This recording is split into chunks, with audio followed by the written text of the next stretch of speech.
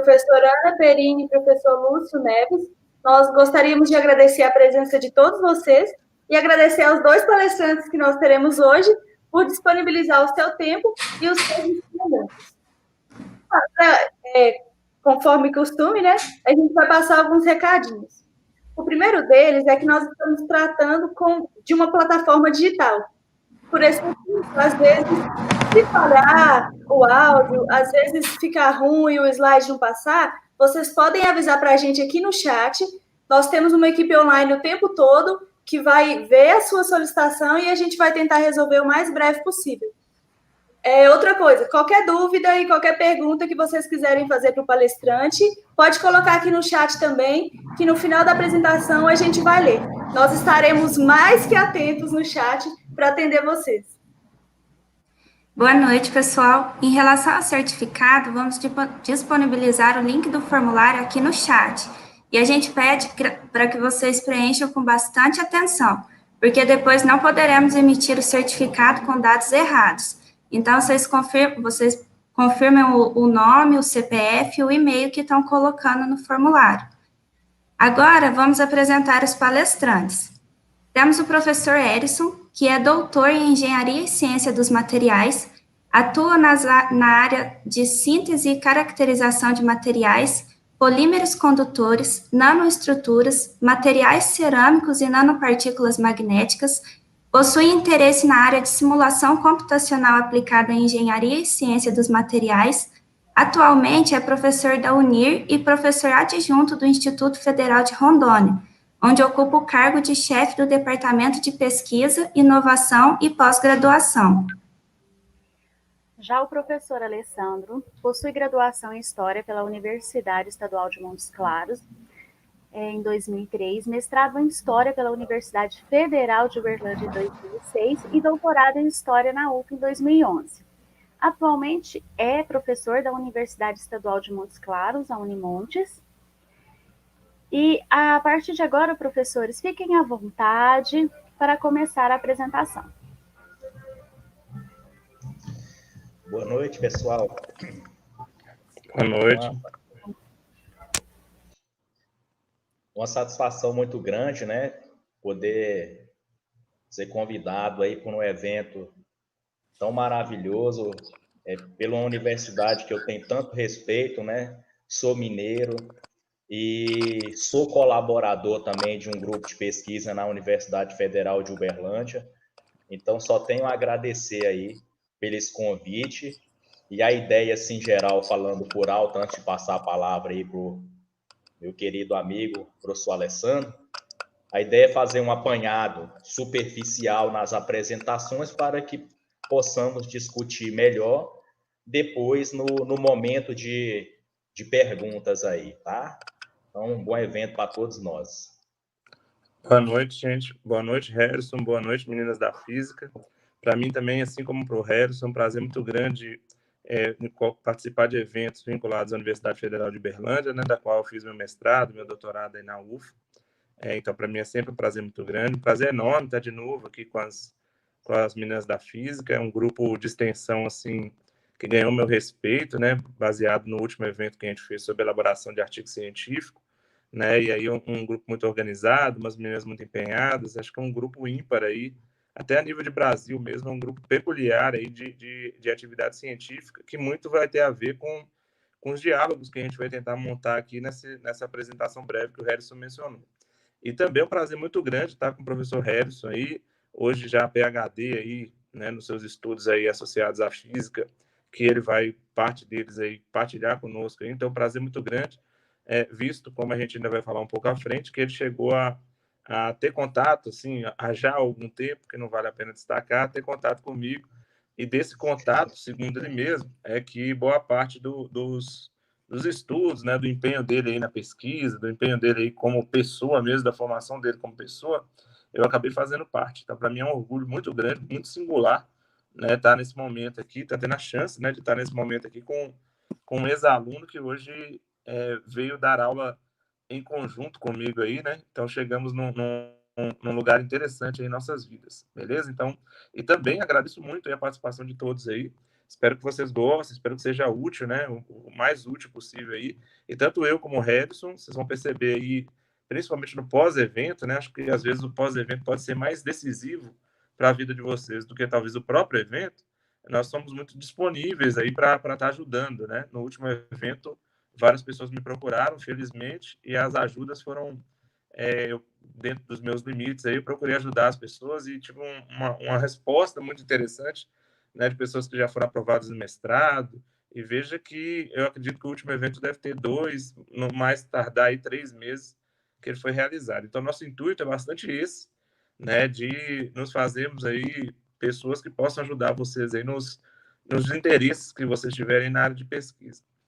Bem, sobre o tema da aula de hoje, né, como título aí, a pesquisa científica como missão de vida, é porque tanto eu como o Harrison, e eu creio que a maior parte dos pesquisadores que conseguem ter uma realização pessoal e profissional, que eu acho que é um pouco o objetivo de todo mundo que está ouvindo e assistindo, é que a pesquisa não seja algo sofrível, né? Em grande parte das pesquisas aí, tanto da área de exatas como da área também de humanidades, existe um desgaste dos alunos, né? Muitos estressados, outros até chegando até o suicídio, porque esses trabalhos científicos, ao invés deles corroborarem para a melhoria de qualidade de vida das pessoas que pesquisam, os trabalhos científicos eles acabam ganhando uma característica de quase que de opressão mesmo, e quase que de tortura, que faz com que as pessoas não tenham uma vida bacana ao pesquisarem, né? Eu conheço vários, não vou citar nomes, é claro, mas vários pesquisadores que talvez são grandes pesquisadores, mas se tornam pessoas, por vezes, até desagradáveis, tristes e rancorosas, ou o contrário. Às vezes são pessoas que querem ser agradáveis e acham que a pesquisa é algo que não é para elas, porque é algo que eles não conseguem articular a sua vida, a sua trajetória de vida. Então, a ideia de hoje é tentar pensar esses trabalhos de pesquisa científica como uma missão de vida mesmo. Porque no caso meu e no caso do Harrison, sem dúvida nenhuma, os trabalhos de pesquisa fizeram com que nós pudéssemos nos formar enquanto pessoas e pudéssemos usar esses trabalhos de pesquisa para tentar intervir na sociedade, intervir na vida de outros alunos, intervir nas próprias ideias ali dos trabalhos, ora da área de história, ora da área de letras, no meu caso, do Harrison na área da física, ora na área da química, para tentar mudar a vida das pessoas, que eu acho que é a essência da pesquisa científica, né? Quando ela não é pensada de uma maneira muito cartesiana, no mau sentido, só de tecnicista, a pesquisa ela acaba ganhando contornos que podem ajudar na solução de problemas, né? E na satisfação pessoal mesmo e na felicidade de quem está pesquisando. Essa é a ideia aí do título. O subtítulo que fala de diálogos entre estudos de humanidades e de física, aí o subtítulo já vincula-se à nossa formação, né?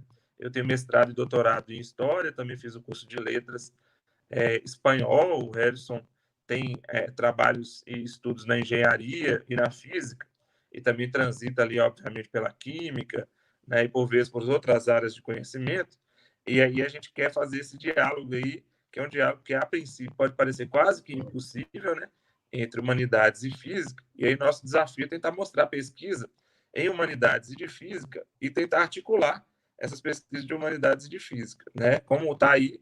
Eu já até coloquei o Homer aí, uma imagem do Homer aí, com uma dor de cabeça, né? Para a gente ver se a pesquisa ela não gera essa expressão aí simpsonizada aí do Homer, né? Como algo que seja algo muito difícil, né? Na própria física aí, às vezes quando as pessoas vão estudar, né? E o legal é que o grupo que a gente está conversando aqui é o Meninas da Física, né?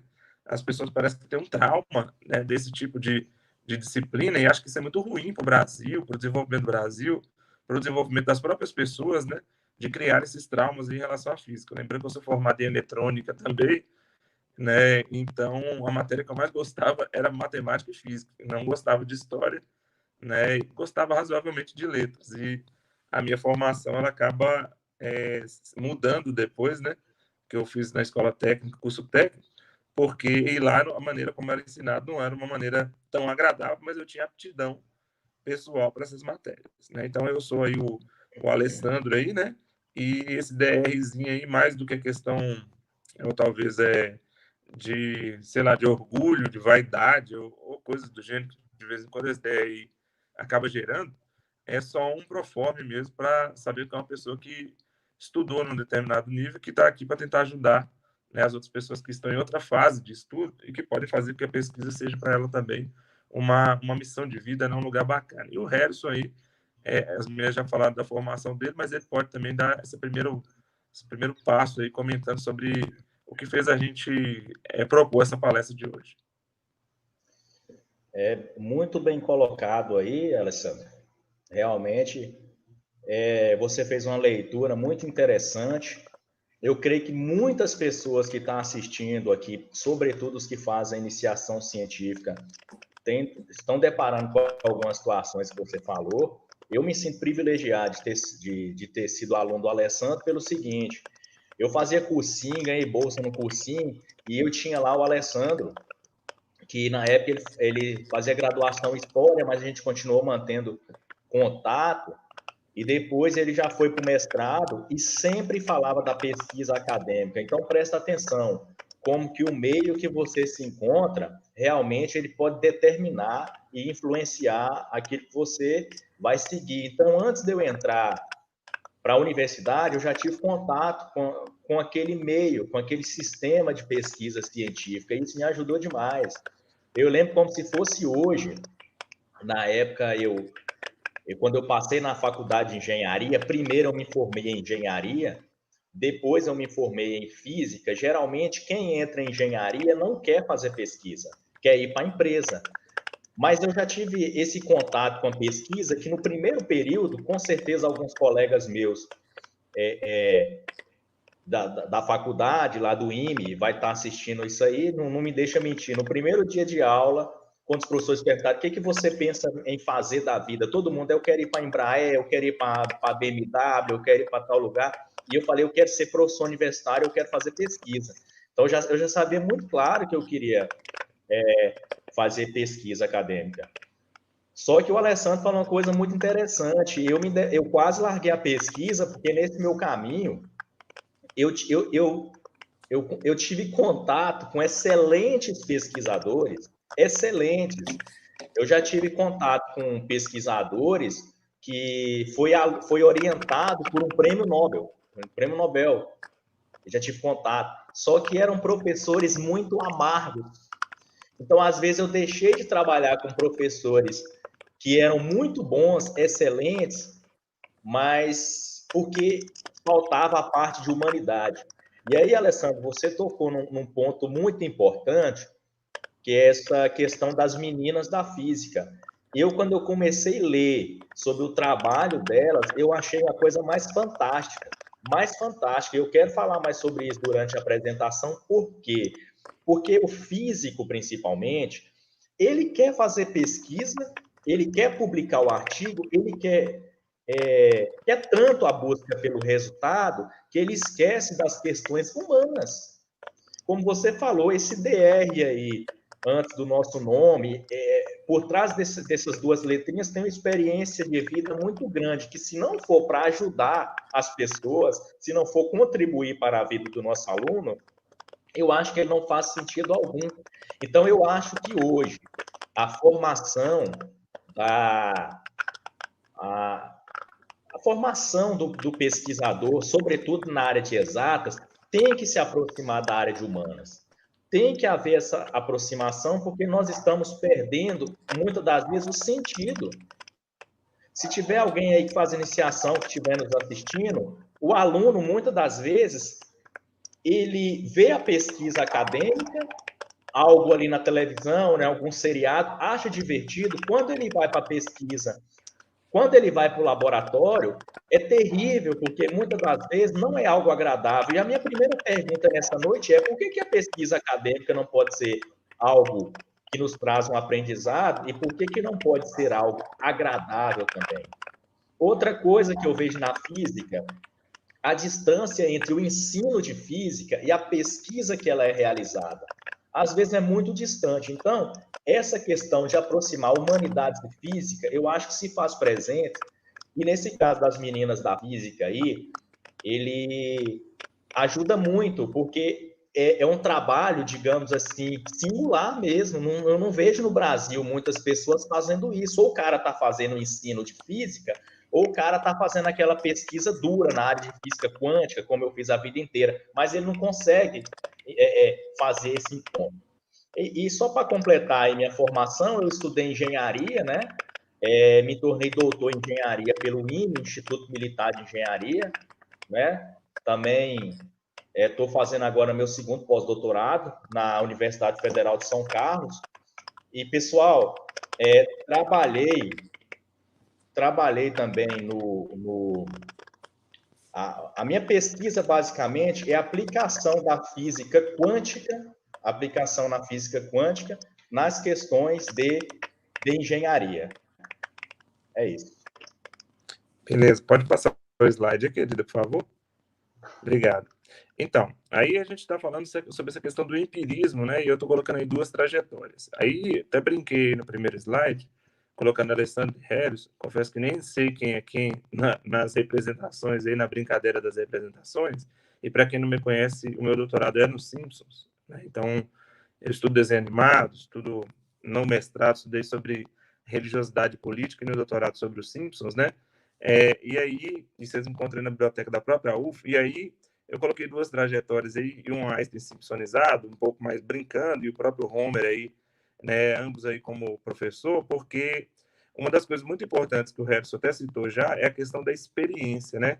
De como que é essa experiência, e aí dá para a gente lembrar bastante da visão socrática ali de experiência, né? Como que a experiência cotidiana, a experiência empírica e o trabalho cotidiano, ele é importante para a pesquisa. Então, desse ponto de vista, as pesquisas devem surgir, né, a partir, eu até costumo dizer, a partir de traumas ou de problemas que você vivencia, né, na sua trajetória de vida. E é a partir dessa trajetória de vida e desse problema que as pesquisas deveriam surgir. Eu sei que na área de exatos e na área de biológicos e às vezes na área de humanas, as pesquisas surgem, eu acho até que deveria mudar um pouco isso na própria academia, a partir de trabalhos de um determinado professor, que é doutor, e aí você vai seguir o trabalho dele. E aí, como você vai seguir o trabalho dele, talvez você não tenha a mesma aptidão que ele para aquela determinada temática. Talvez esse seja um dos motivos das frustrações, de vocês não fazerem a opção por aquilo que ou gostam muito na hora de definir o trabalho de pesquisa, ou até brincam, aquilo que odeiam, né? E sempre gosto de dar esses exemplos das experiências, né? Minha mãe, por exemplo, agora faleceu, infelizmente, em 2015, de embolia pulmonar, né? Fruto da questão da própria obesidade, né? E de uma vida desregrada e conscientemente desregrada. Então, naturalmente, se eu fosse estudar medicina, é muito provável que eu estudasse embolia pulmonar ou câncer, que foi o que gerou a morte do meu pai quando eu tinha 11 anos. Então, eu coloco a pesquisa como uma missão de vida, porque os trabalhos eles deveriam partir, né, e pelo menos os meus e os dos meus orientandos também, eu quero que parta disso, de interesses que são interesses que a pessoa tem por ela mesma, né, pela própria trajetória de vida dela, né? E aí por aquela trajetória de vida dela, ela faz a opção pelo que alguns chamam de objeto, ou pela análise que ela vai fazer. Aí a pesquisa seria interessante. Então, por exemplo, talvez na aula de hoje você se interesse isso pela questão da nuclear, por exemplo, que nós vamos até comentar. E se esse é o seu interesse, e você acha que essa questão nuclear, por exemplo, pelos traumas para o mundo, ou que a questão nuclear pode trazer saídas para o mundo, que é o que acabava instigando o próprio Albert Einstein, então, se esse é o seu interesse, então aí você vai estudar isso porque é do seu interesse, é algo que você tem simpatia, é algo que te instiga, é algo que faz com que você se incomode, né? Então, tem até um historiador que chama Mark Bloch, ele sempre fala que as pesquisas você deve ter um trauma, né? E aí o trauma pode ser positivo, que é algo que você gosta muito, ou o trauma pode ser negativo, é algo que você detesta. E aí você quer investigar para tentar ver por que aquilo acontece. Então, por exemplo, nas ciências sociais, se a pessoa teve um caso na família de suicídio, talvez a pessoa quer se dedicar a estudos que versam sobre suicídio. Porque aí a pessoa, não que ela vá fazer que a pessoa que suicidou volte, ou impeça o suicídio da pessoa, mas a pessoa vai compreender melhor os problemas que ela vivencia. Então, se as pesquisas brotarem de problemas que você vivencia, de opções que são suas diante desses problemas, eu acho que as pessoas seriam mais satisfeitas com o que estudam. Né? Eu coloquei até o caso do Albert Einstein brincando, simpsonizado, porque os estudos eram mais para preservação da vida, né? E depois os estudos acabaram parte deles sendo utilizados para destruição, né? Que é aquela ideia da tecnologia de morte, não da tecnologia de vida, de prolongamento de vida, de bem-estar. Então, é por isso que as pesquisas elas devem sempre brotar de coisas que te incomodam, e a partir desses incômodos é que você deve surgir as suas hipóteses, e a partir dessas hipóteses deve surgir a sua pesquisa. No meu caso, por exemplo, uma das coisas que me incomodava na minha trajetória eram períodos eleitorais, como inclusive é o atual. E nesses períodos eleitorais, né, a gente vai ter eleição domingo, me incomodava muito o uso da religião, né? Desde pequeno sempre me incomodou muito as pessoas usarem Jesus Cristo, discurso religioso. E eu falava, gente, eu estudei, o Estado é laico, e as pessoas ficam usando o discurso religioso, a imagem de Cristo, usavam discursos de padre, discursos de pastores, para tentar assumir o poder político, né, no cargo legislativo, aqui na cidade de Montes Claros mesmo. E tinha aqueles santinhos das propagandas eleitorais. E eu lembro que eu estava na faculdade ainda, e eu ficava catando aqueles santinhos, e o povo falava, moço, esse cara é doido. O pessoal até me apelidava de Alessandro dos Santinhos. E aí, aqueles santinhos da propaganda eleitoral, eu ia me espantando com aquilo, que é o que a história é o trauma, o espanto, ia me espantando cada vez mais, ia ficando cada vez mais com vontade de estudar. Aí, quando eu li o Pierre Ronsard, por exemplo, A Gestão das Paixões Políticas, né, que é um sociólogo bem interessante, eu já li com prazer muito grande. Quando eu li o Bronislau Baxo, né, com o texto da Imaginação Social, que está na Enciclopédia Einaudi, aquilo não era um pesar para mim ler, porque aquilo ajudava eu a compreender isso que me incomoda, que é a utilização do discurso religioso para ganhar voto. É a utilização, aí eu ficava sempre com aquela ideia, fé no voto, ou é fé em Cristo, ou é fé em Cristo e no voto. E aí eu fui estudar isso na Câmara Municipal, acabei estudando sobre televisão, uma série de outras questões. E aí, quando eu estava fazendo o próprio mestrado na Federal de Berlândia, um colega meu de sala, né, falou, Alessandro, você gosta dos Simpsons? Eu falei, eu não. Eu falei, eu gosto até do Homer, né, que ele toma cerveja, come lanche, ele tem a síndrome do Epicuro, né, que quer viver a vida como se fosse o último dia. Eu falei, eu também vivo um pouco assim. Toda a vida minha é como se fosse o último dia. Eu quero ter o prazer máximo naquele dia ali. Para mim, se não for para ter prazer máximo no dia, eu nem vou. Aí o cara falou, velho, então dá uma olhada aqui nesse episódio. Aí eu vi um episódio que chama O Feitiço de Lisa, né, que é um episódio de 2002. E esse cara falou, esse episódio que eu tô te mostrando aqui, mas ele foi proibido por Fernando Henrique. Eu falei, o quê? Fernando Henrique? Mas Fernando Henrique é liberal, tranquilo ali, né? Participou da redemocratização do Brasil. Então, é o cara que fez o Plano Real. Fernando Henrique falou, Fernando Henrique é uma empresa do Rio de Janeiro, chama Rio Tour. Eles proibiram o episódio na TV aberta. Falei, bicho, então eu não gostava dos Simpsons, não, mas esse episódio eu quero ver. Aí eu vi o episódio também me causou um espanto muito grande da maneira como era representado o Brasil, né? Não que outros também não representassem com aquela ideia de selvageria, mas o fato de Fernando Henrique ter proibido o episódio da Rio Tour também, falei, vou querer estudar sobre esse episódio. Eu comecei a ler sobre os Simpsons, e aí comecei até a gostar do desenho, né? E saber que o desenho tem a ver com ciência, que o desenho discute até a questão genética, né? Eu tenho um livro que chama Os Simpsons e a Ciência, que discute questões da física dentro dos episódios dos Simpsons. Aí eu vi que tem 16 doutores de áreas diferentes em cada episódio que é feito dos Simpsons. Falei, caraca, 16 doutores de áreas diferentes em cada episódio dos Simpsons, né, para fazer cada episódio. E cada doutor participava o episódio em 10 minutos, cada doutor participava ali de 2 minutos, 30 segundos de cada episódio. E aí depois as pessoas vão dizer que os Simpsons adivinham o futuro. Né? Aí para mim é até engraçado quando as pessoas dizem isso, porque elas confundem ciência, e a ciência que está por trás da organização do desenho, com adivinhação, né? E aí vira esse mundo aí meio da pós-verdade aí, que tudo parece que é adivinhação e tudo parece que é crença, né? Nada parece que é ciência. As pessoas não conseguem entender o desenho como algo científico, e neste caso dos Simpsons, muito científico, porque são contratados doutores de áreas diferentes para cada um dos episódios, né? O que acaba fazendo com que o contato, né, e a inteligência que é usada no episódio, muitas vezes até não é entendida pelo público comum, né? Para quem não gosta dos Simpsons, que era até meu caso, eu não gostava porque algumas coisas eu não entendia muito bem, achava meio besta, apesar de achar bonitinho ser amarelinho, mas depois que eu me envolvi com o desenho, por causa desse trauma, Fernando Henrique, aí eu fui construir a trajetória. Aí a minha trajetória de pesquisa, ela acabou sendo construída exatamente por causa disso.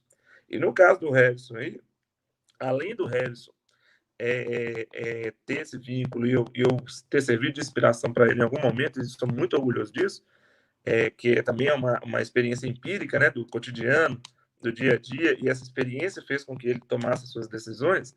Eu queria que ele falasse para nós aí agora por que que ele estudou aquele determinado tipo de pesquisa. Se foi só seguindo o orientador, e confesso que eu nunca perguntei isso para ele. Estou perguntando agora mesmo, que não foi combinado, não. Por que ele fez as determinadas opções, né? Se as opções dele também tiveram alguns incômodos, traumas, ou alguma coisa que ele estudou e que achou, nossa, isso aqui é relevante, isso aqui é legal. Como é que foi essa trajetória empírica aí da construção das suas pesquisas? Olha, interessante as colocações do Alessandro, né? Eu, na verdade, estava na faculdade já e eu já queria ser professor, né? Eu sabia que eu queria ser professor universitário. E chegou um professor na época, ele fez o PhD dele na Califórnia lá, e ele chegou com muitos problemas, que é costume lá dos norte-americanos, eles trazerem os problemas aqui em aberto, e falar, ó, esses problemas estão abertos aí, e a gente resolver, às vezes quem resolve ganha um prêmio, uma bolsa, uma coisa. E esse professor, ele chegou com a parte de um problema lá, que era na área de supercondutividade, né? Física quântica aplicada à supercondutividade. E eu fui aluno dele, eu fui aluno desse professor. Na época, assim, era quem faz física aí, sabe? Foi no curso de física. Eu fui fazer termodinâmica na física, imagina, o cara fazendo engenharia. Na época eu não era formado em física ainda, fui fazer termodinâmica na física. E aí ele anda uma matéria pesada. E na época eu consegui, por sorte lá, tirar total na matéria dele. Aí ele falou, bem, me chamou na sala dele, rapaz, você é engenheiro, vai fazer o curso aí, você não quer fazer iniciação científica nessa área aqui? Não, eu tenho uma bolsa aí, eu cheguei com um problema aí, vamos tentar resolver esse problema. E aí entrei, gostei da área, porque na época envolvia muita física, matemática, você tinha que usar, quem é da física aí vai saber, utilizar aquelas equações lá de um livro de matemática que chama do Butikov, né? Então tinha que usar muito, e eu sempre gostei muito de matemática e física. Entrei e nunca mais saí. Então foi essa busca aí que aconteceu. Agora o Alessandro falou uma coisa muito interessante, pessoal. A pesquisa acadêmica, ela só funciona quando você faz aquilo que para você faz sentido. Senão fica uma coisa muito maçante. Então, eu entrei na pesquisa acadêmica, foi assim. Primeira coisa eu sabia. E eu também li um artigo, Alessandro, muito interessante, que é uma pena não ter salvado esse artigo, que ele mostrava, na época, os alunos que faziam iniciação científica, e os que não faziam. Aí fizeram uma pesquisa do rendimento escolar. Sempre aqueles alunos que fazem iniciação científica, eles tendem a ter um maior desempenho do que aquele aluno que não faz. Então, eu li aquilo lá e falei, eu quero fazer iniciação científica. Entrei e segui o fluxo aí da carreira acadêmica. Foi isso aí. Beleza. Pode passar aí, queridos. Então, gente, aí agora a gente vai entrar aí numa discussão que eu acho que é bem, bem relevante sobre a questão da natureza do conhecimento, né? Já que a gente está falando de pesquisa, a gente tem que pensar essa questão da natureza do conhecimento. E aí, dentro dessa questão da natureza do conhecimento, só até colocar aqui um pouco mais de perto, que até eu não estou conseguindo enxergar direito aqui, a gente tem algumas coisas que são importantes. A primeira coisa que é importante aí é a questão da physis, né? Na própria filosofia, quando a gente vai pensar a natureza do conhecimento, mesmo antes de Sócrates, né? Que a gente chama de pré-socrática, filosofia pré-socrática, a gente tem a physis como uma das bases da natureza do conhecimento, né? E aí, essa busca pelo conhecimento, ela parte da água, né? E ela parte, por exemplo, com Pitágoras, né? Da própria ideia da matemática, né? Então, água, matemática, né? Números, né? E questões vinculadas à questão dos átomos é que marca a natureza do conhecimento. Então, a natureza do conhecimento científico, ela tem vínculo com a physis, né? E ela tem vínculo com o que é chamado de arquê, né? Que é essa arqueologia, que é essa estrutura. Então, ela tem vínculo com a própria Terra.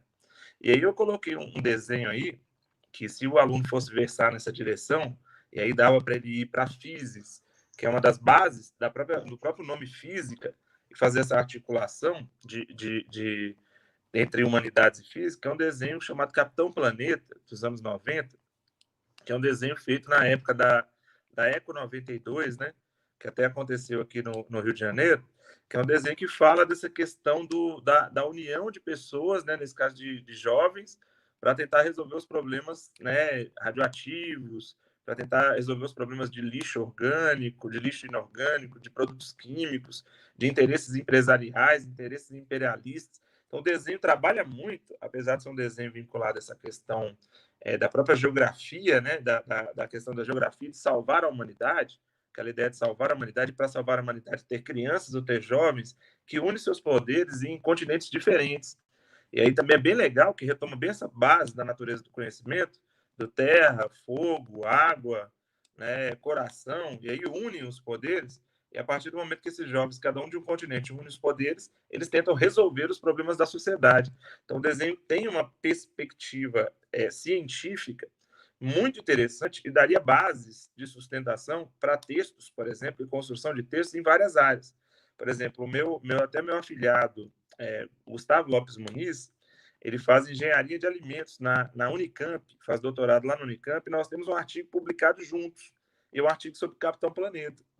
E aí, como a gente trabalha alguns personagens, a gente conseguiu articular pessoas de áreas também, assim como no caso do Robson, aparentemente muito distantes, mas como tem essa perspectiva, que é essa perspectiva muito das questões da natureza, né, do fogo, da água, né, da terra, né, e também tem a perspectiva mais humana, que é até o sul-americano, que tem o anel do coração, é a união desses poderes que faz com que você tente resolver os problemas da Terra, ou resolver os problemas que passam por nosso planeta. Então, é um desenho muito rico para uma perspectiva de estudo, inclusive da própria física, né, era possível que você dialogasse nessa direção.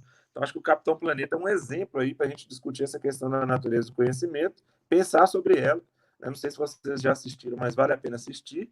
É um pouco similar a Rio, né, que é o outro desenho que foi feito aí já na Rio Mais 20, né? Aí já era na Rio Mais 20, não na Eco 92, que são essas reuniões, essas conferências ambientais para tentar diminuir os problemas do mundo, ou de grande parte dos problemas do mundo são exatamente do homem intervindo de forma negativa no mundo. Um outro que eu coloquei é o Pitágoras, né? Que ele fala que os números são entidades. Isso é bem interessante, porque se a gente for pensar dessa maneira, tudo está vinculado a números, né? Então, eu, por exemplo, não consigo muito dissociar, eu até brinco com os alunos, que eu dou aula de redação também, e eu olho para a redação assim, para mim é tudo matemática. Eu já sei o que eu vou fazer na primeira linha, eu já sei onde vão estar as pontuações, eu já sei onde é que vai estar a estrutura do texto, eu já sei tudo que eu vou fazer, porque não sei se é porque minha formação inicial eu gostava mais de matemática e física, mas tudo para mim são números, né? A nossa própria vida são números, né? Se eu perder ali no exame de sangue aquele equilíbrio baseado nos números, eu morro. Então, se a gente pensar na questão dos algoritmos, hoje está muita evidência, também é associada a números. Então, mais do que nunca, você tem os números como entidades, não como símbolos, né? Uma das coisas que faz as pessoas sofrerem demais na área de exatas é quando elas começam a pensar a pesquisa apenas como um conjunto de símbolos, e não a pesquisa com sentido, né? Não a pesquisa também como uma entidade, para a gente brincar um pouco com Pitágoras, né? Com algo essencial para transformar alguma coisa que existe na Terra e tentar melhorar alguma coisa que existe na Terra, independente se a sua área é química, biologia, física. Isso tem que estar dentro do ofício do pesquisador, né?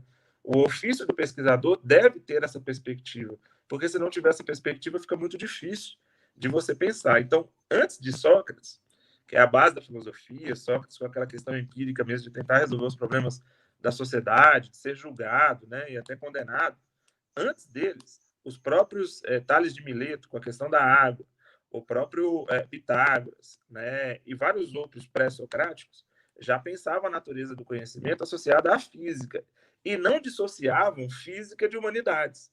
Essa dissociação, que é do século XIX, ela talvez tenha causado transtornos, né, vários aí, nos pesquisadores, porque eles não conseguem articular as duas coisas. Você vai fazer uma pesquisa de humanidades e não consegue ler números. Só que às vezes é uma pesquisa eleitoral, como eu fiz no mestrado, e de vez em quando você precisa ler números, você precisa ter uma boa leitura de estatística. Só que eu já não sei estatística, porque eu só sei humanidades, né? Aí a pessoa vai fazer um texto ela não consegue perceber o texto como uma estrutura técnica de escrita, inclusive com o número de linhas, com o número de páginas, com regras. Ela não consegue visualizar aquilo, e ela tem aquilo como uma barreira. Ah, não, é porque eu quero só saber de humanidades, eu quero só que o professor conte uma historinha para mim ali, e eu já acho que é aula de história. Esse é um grave problema. Então, esse tem um grave problema no que eu estou chamando de parte 1. Querida, passa para a parte 2 para mim, por favor, do slide. Na parte 2, eu também falei da natureza do conhecimento, só que agora trazendo um pouco mais para o mundo moderno. E aí, trazendo um pouco mais para o mundo moderno, você tem a natureza do conhecimento, que é aquele grande debate que existe no século XVII, com a Revolução Científica, né? Que é o debate entre empirismo, que é essa coisa da experiência, do cotidiano e tal, e conhecimento científico. E aí, o que é bem importante também é não dissociar tanto, né? É saber as diferenças entre o conhecimento empírico e o conhecimento científico, saber que existe uma interdependência entre os dois. E quando é quebrada essa interdependência entre os dois, e quando você pensa as coisas de uma maneira mais técnica, sem considerar essa experiência de vida, sem considerar os problemas sociais, sem considerar essa vontade de resolver problemas, e isso fica muito tecnicista, isso pode gerar uma série de catástrofes para o mundo, né? Os próprios alemães, por exemplo, eu não vou entrar nesse mérito aqui, mas os próprios alemães ali das escolas alemãs, né, de Hegel, passando por Karl Marx, passando pelos românticos e pelo próprio Nietzsche, sobretudo Nietzsche, diziam que pensar a vida de uma maneira só racional, sem considerar as questões passionais, sem considerar as questões da experiência, pode fazer com que o mundo vire um mundo muito associado à tecnologia e um mundo muito associado ao tecnicismo, que faz com que as pessoas percam a essência da pesquisa, a essência das investigações. No caso do Nietzsche, ele até compara, né, a questão lá do mito apolíneo, né, de Apolo, que seria o deus da razão, né, com Dionísio, que seria o deus da paixão, o deus do passional. O que a gente está tentando aqui hoje é tentar articular os dois, né? É entender que o John Locke é importante, porque ele acha que a experiência é algo interessante para o conhecimento. É entender também que Descartes é importante, porque Descartes fala da hipótese, do método científico, mas o método científico ele só vem se for por traumas da experiência empírica. O método científico ele só vem se for por alegrias do próprio seu cotidiano. A sua pesquisa, a grande pergunta que você tem que fazer é assim, minha pesquisa ajuda quem? Minha pesquisa consegue melhorar o quê? Se você não tiver essa resposta, na minha opinião, esquece. Porque se for uma pesquisa só pela pesquisa, para acumular naquelas bibliotecas que a gente nem usa mais, porque agora quase tudo é digital, a coisa não funciona. Aí uma série que trabalha isso, um desenho animado que trabalha isso de uma maneira bem legal, que tenta retomar esse pressuposto legal, é o desenho Show da Luna. Não sei se vocês já viram, mas tem sempre a frase, eu quero saber porque o gato mia. É aquela coisa de bem das crianças, de fazer perguntas, né? E de investigar a partir de perguntas para tentar entender o cotidiano dela. Então, no desenho, a Luna, que é a personagem, junto com seus amigos, tenta entender cientificamente o cotidiano dela. Por que a água do mar é salgada? Por que o gato mia? E aí o próprio desenho ensina para as crianças por que isso acontece. Então, essa questão de ter interrogação, e a partir da interrogação e buscando o conhecimento, que é uma perspectiva socrática, mas também é descartiana, né, e também é a base do conhecimento científico, isso é muito importante. Então, isso é algo legal de nós pensarmos para conseguir trabalhar na pesquisa e trabalhar com conhecimento científico de uma maneira que também envolva a sua própria vida, envolva o seu próprio conhecimento. Isso é algo que a gente deve levar em consideração, né? E o próprio John Locke dizia que pensar a busca do conhecimento é para combater a intolerância. A busca do método é para você tentar, através do método, fazer com que o mundo seja mais racional e menos intolerante. Porque o século XVII é marcado por conflitos religiosos, é marcado por uma série de conflitos no século XVII, e a razão viria para tentar atenuar esses conflitos que já vêm se desenvolvendo desde o período medieval na Europa. E não a razão para criar vamos dizer assim, um tecnicismo que também nos atrapalhe a não estar envolvido com essa questão dos sentimentos. Então, esse equilíbrio entre os problemas da sociedade, as experiências e conhecimento científico, acho que ele deve ser retomado. E acho que o Show da Luna mostra muito de física, muito de química. Só que, às vezes, a pessoa olha para o desenho e fala, esse desenho aí, inclusive brasileiro, viu? O desenho tem bases de produção brasileira, e, às vezes, a pessoa olha para o desenho como se fosse um desenho comum. Sugiro a todos assistirem, que vocês vão ver o que eu estou falando nessa perspectiva aí do Show da Luna, que é bem interessante. Beleza? Passa, por favor, querido, só para a gente dar uma avançada aí para não ficar muito prolongado. Aí eu coloquei de algumas pesquisas aí em humanidades, né? E coloquei dois pensadores aí, que é o... Eu estou até aqui no celular, peço desculpa para vocês, por de vez em quando eu estou aproximando aqui, que é o Milton Santos e o Michel Foucault, né? Então, as pesquisas em humanidades, elas são muito várias, né? E, por exemplo, o próprio Milton Santos, eu acho bem interessante, porque como em geografia você tem sempre aquela perspectiva de geografia física e geografia humana, é quase como se fosse uma divisão dos grupos lá da geografia. O interessante é que o Milton Santos ele estuda geografia física, então ele estuda espaço territorial, ele estuda sobre a questão da Terra, dos elementos da Terra, mas ele é um dos principais geógrafos de geografia humana também. Então ele conseguiu articular a questão física e a questão da humanidade de uma maneira espetacular e de uma maneira diferenciada. E aí acho que ele passa a ser interessante. E o Michel Foucault, que está na imagem, o Foucault também tem uma perspectiva legal, porque o Foucault acaba sendo alguém que, ao mesmo tempo, vê os problemas da sociedade, mas vê também, muito baseado em Freud, os problemas psicológicos, né? Como é que você buscar ser racional demais, você buscar estudar física demais, estudar matemática demais, pode te levar ao suicídio, como é que são aqueles sistemas de presídios, né? O Foucault vai ter lá, que pode te levar, inclusive, à loucura, como é que muitas vezes a loucura ela é enquadrada na sociedade só por alguém que pensa de uma maneira diferente do que a própria sociedade impõe. Então, de vez em quando, na área de exatos, com todo respeito ao Harrison, as meninas da física, tem alguns colegas que eu acho até ignorantes, porque parece que o cara só sabe fazer cálculo. Ele não sabe pensar a sociedade. Esse, inclusive, é um dos problemas do Brasil. Eu conheço várias pessoas que eles não conseguem pensar a sociedade. Pensar como é que tá. Ele sabe fazer cálculo e chegar até o final do cálculo bem. E se for para assinalar uma resposta, ele assinala correta, até com certa velocidade. Mas como você vai falar para ele sobre essas questões humanas, essas questões de traumas, o cara não tem mais... parece que ele perdeu essa sensibilidade. Parece que ele ficou numa racionalidade técnica tão grande que ele perde essa sensibilidade. E aí ele acaba, né, ou sendo excluído da sociedade ou tendo vários problemas aí. Então, essas também são possibilidades de pesquisa, né? A loucura, problemas psicológicos, depressão. No caso do Milton Santos, a geografia física, espaço territorial, são possibilidades de pesquisas que podem ser bem legais aí e podem ser caminhos para você seguir. Pode passar, querido, por favor. Aí um exemplo de pesquisa aí, eu estou dando alguns exemplos aí, vou passar aqui, daqui a pouco eu passo para o Harrison, para ele já controlar esse segundo momento. Uma pesquisa que eu estou desenvolvendo agora, até com um texto que vai ser lançado em Portugal, é uma pesquisa sobre Superman, né? E essa pesquisa sobre Superman é um conceito de Nietzsche, do conceito do além-homem, né? Que Nietzsche dizia que você tinha que superar essas questões do racionalismo técnico do iluminismo, né? E daquela visão descartiana. E você tinha que virar um além-homem, ou seja, um homem que consegue romper com aquela racionalidade que existia naquela época, porque aquela racionalidade poderia levar o mundo para a catástrofe.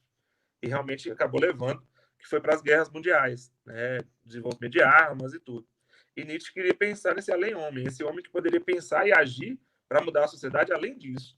Nietzsche até citava Napoleão como um exemplo de tentativa desse além-homem. Só que essa perspectiva de Nietzsche, ela acabou depois influenciando Hitler e acabou influenciando depois a própria DC Comics em versões muito pioradas dessa ideia do além-homem, né? Porque aí vem aquela ideia racial, vem aquela ideia de superioridade racial de Hitler. No caso do super-homem, vem aquela ideia bem americanizada de que é o super-homem que vem nos salvar. E aí a ideia de Nietzsche, que era uma ideia até interessante, ela acaba sendo quebrada por essa construção.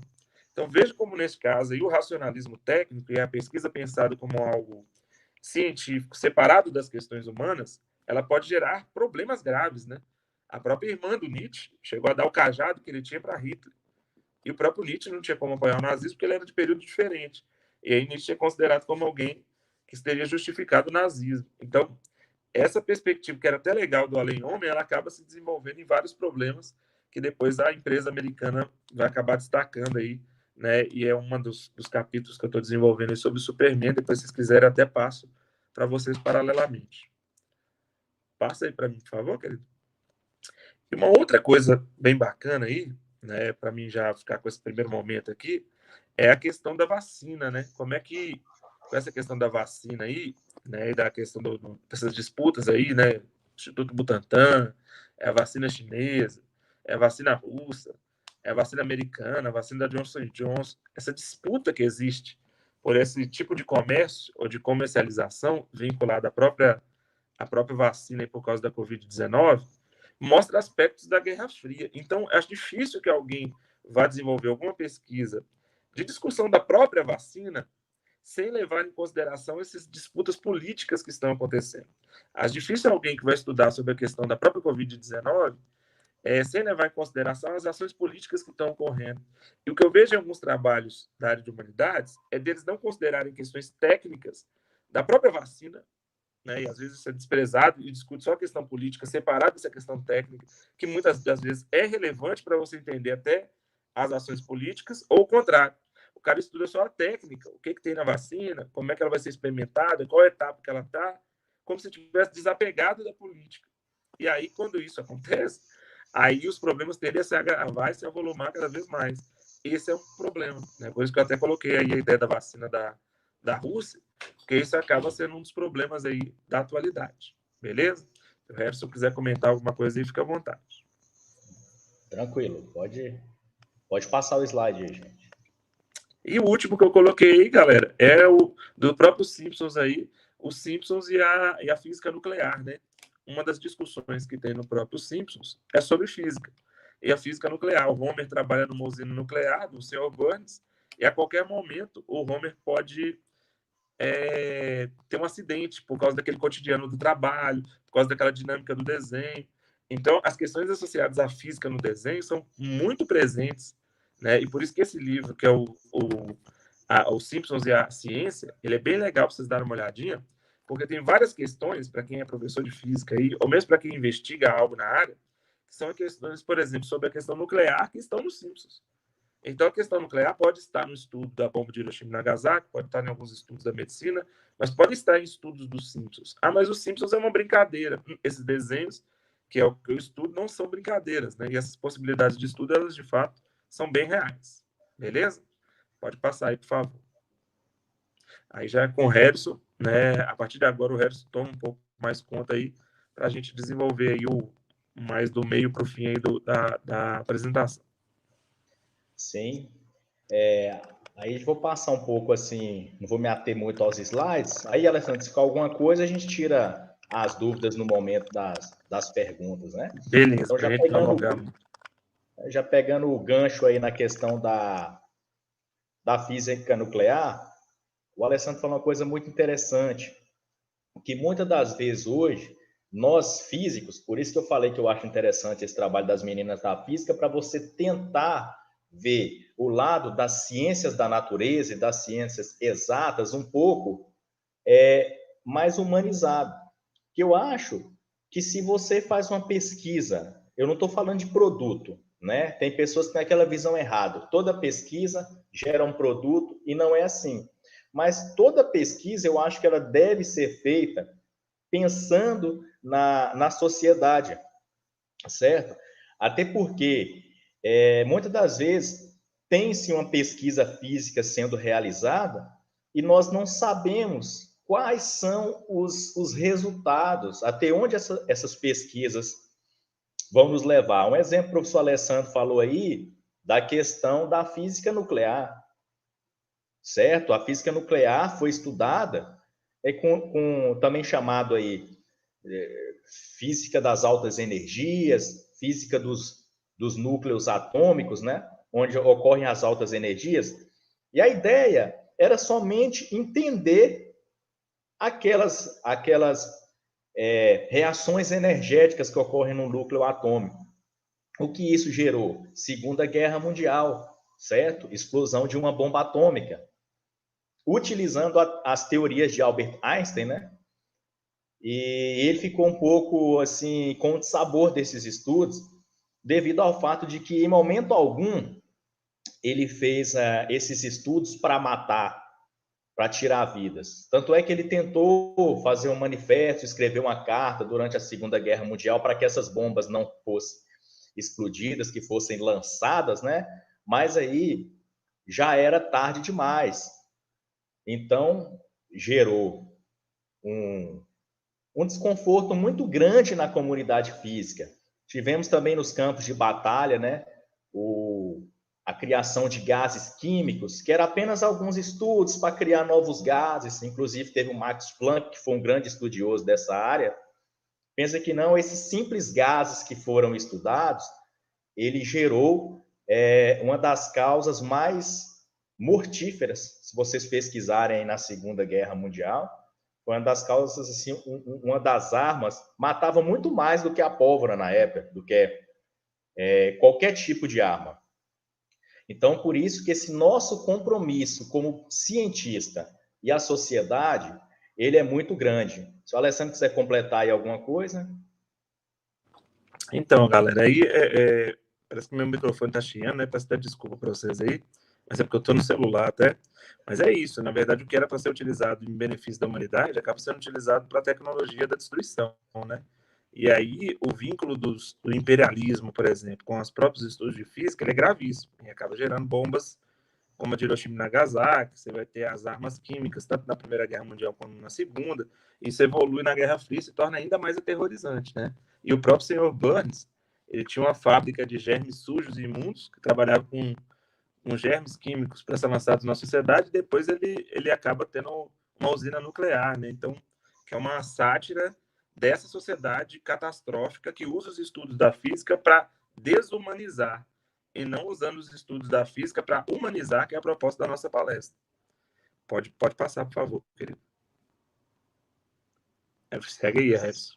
Sim, então, outra questão interessante, né? Os estudos aí, um estudo simples que todos nós aí dominamos esses conceitos, né? Porque é uma física já muito sacramentada, que é a questão da queda livre dos corpos, né? Então, aqui, muitas das vezes, quando nós estudamos queda livre, lançamento vertical para cima, lançamento horizontal, lançamento vertical para baixo, resistência do ar, quando nós fazemos esses estudos, nós estamos simplesmente preocupados com aquelas equações de aceleração, né? E muitas das vezes nós não mostramos para o nosso aluno algumas consequências, como nós tivemos aí, né? Todos esses princípios que eu falei aí, é o princípio dos mísseis, dos foguetes, dos satélites, certo? E, mais uma vez, uma grande influência aí da física, né? Foi na crise dos mísseis, né? Que ocorreu lá em Cuba, foi encerrada em 20 de novembro de 1962. Aqui do lado nós temos uma fotografia aí da Companhia do Míssil Nuclear, uma foto que foi tirada aí, né, confirmados pelo U-2, que era o avião norte-americano da época. Não sei se o Alessandro vai querer completar aí alguma coisa, mas se não, pode... Quer completar? Então, eu queria só comentar brevemente, Resma, bem breve mesmo, para a gente não alongar muito, à vontade. que nessa mesma época aí, gente, eu que trabalho com indústria cultural, foi a época da invenção do Hulk, né? O Hulk seria exatamente esse personagem, inclusive professor, também pesquisador da área de física, né, que acabava tendo contato com essa questão da energia nuclear, e é lógico, na ficção, e acaba se transformando num personagem ali transtornado, né, por essa sociedade que usa os estudos de química e física para destruição e não para melhoria da qualidade de vida. Óbvio que tem várias outras coisas que podem até melhorar a qualidade de vida, como a própria comunicação via satélite, que era militar nessa época, que depois virou internet mais caseira nos anos 90, mas aí você já tem também um período muito relevante da Guerra Fria, né, da corrida espacial, que dentro desse período da corrida espacial, os traumas os paradigmas, né, da ciência, a ciência é colocada sob interrogação, né? Então, naquela coisa da contracultura, a ciência é colocada sob interrogação nesse momento, exatamente porque, assim, a ciência para quê? E mais do que nunca com essas crises, a gente deve aprender a usar a ciência em prol da melhoria da qualidade de vida dos seres humanos. Beleza? Pode passar, por favor, querido.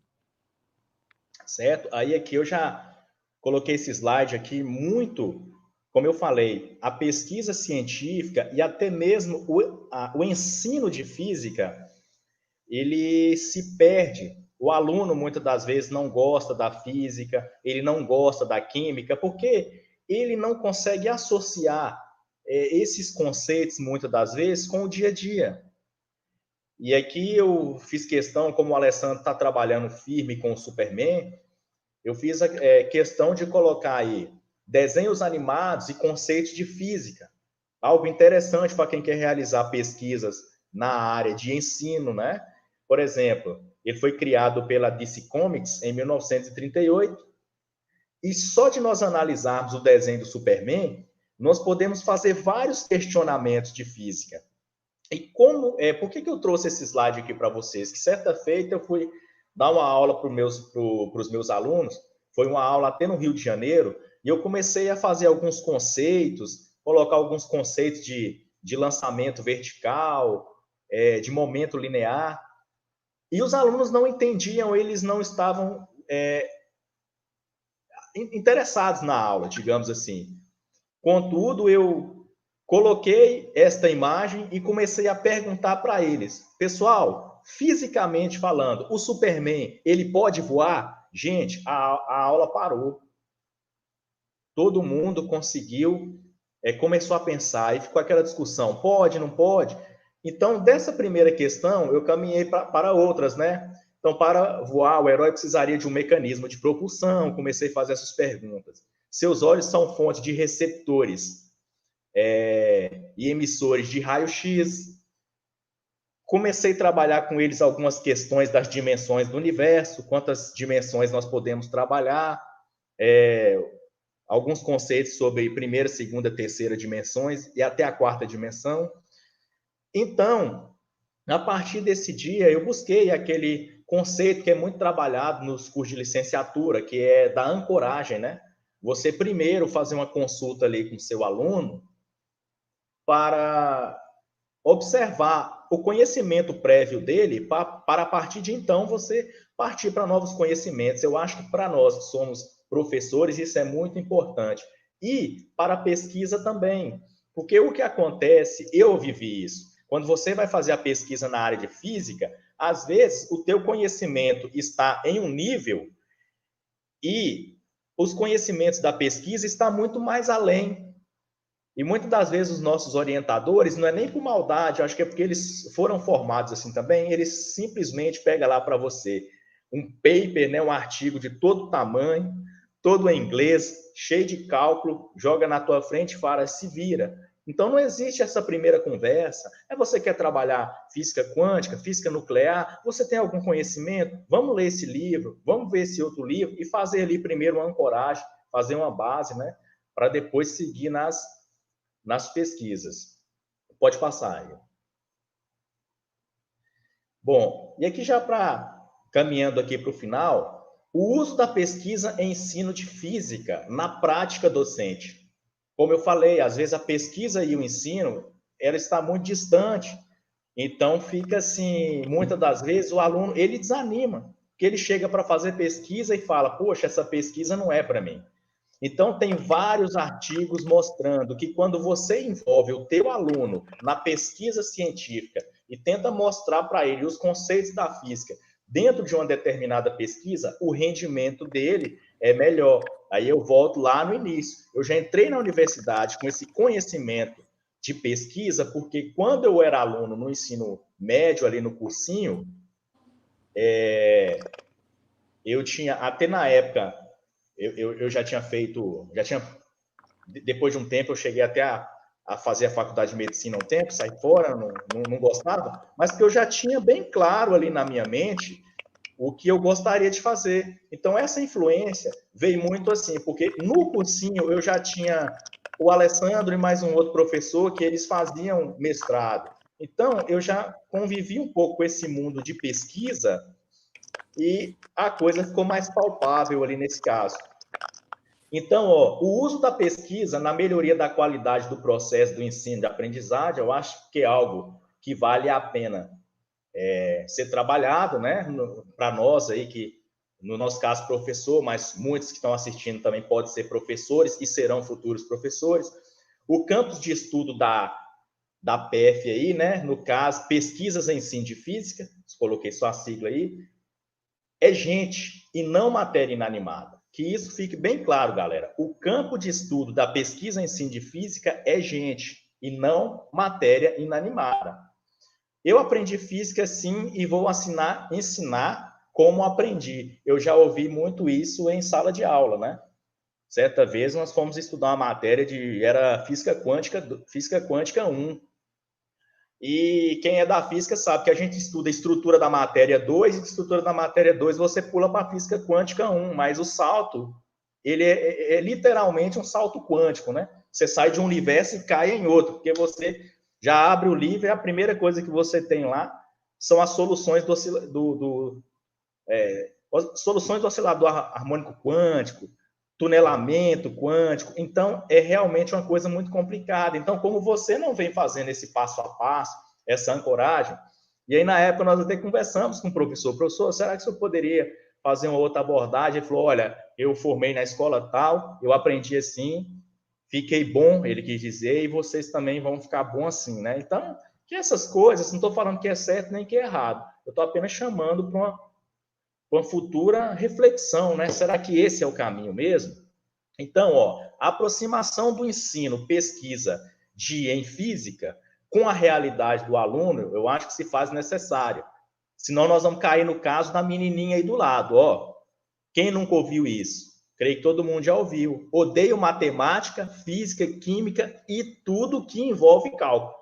A única coisa que eu gosto de contar é dinheiro. Então, acho que esse é o último slide, né? Se for, eu vou passar a palavra para o Alessandro, e assim que ele terminar, nós vamos abrir aí para as perguntas, nós vamos responder para vocês de todo o coração, não só a questão da pesquisa em si, mas alguma questão pessoal, alguma dificuldade, enfim, anyway, né? Qualquer pergunta que vocês tiverem, mas eu vou passar para o Alessandro antes para ver se ele quer falar alguma coisa.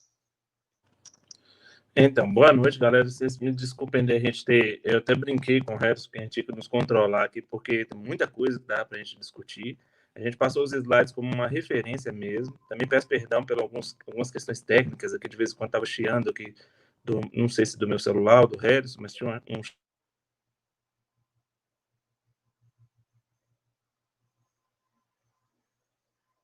Aqui, ó. Então, eu tive uma referência aqui agora, né, demonstrando o problema que eu estou falando, alguns probleminhas técnicos, mas aí fica à vontade, as meninas da física agora vão comandar o processo de perguntas, fica à vontade de perguntarem o que quiserem, posteriormente também quiser nos procurar, a gente está à disposição, e aí a gente está com esse tempo aqui para as perguntas.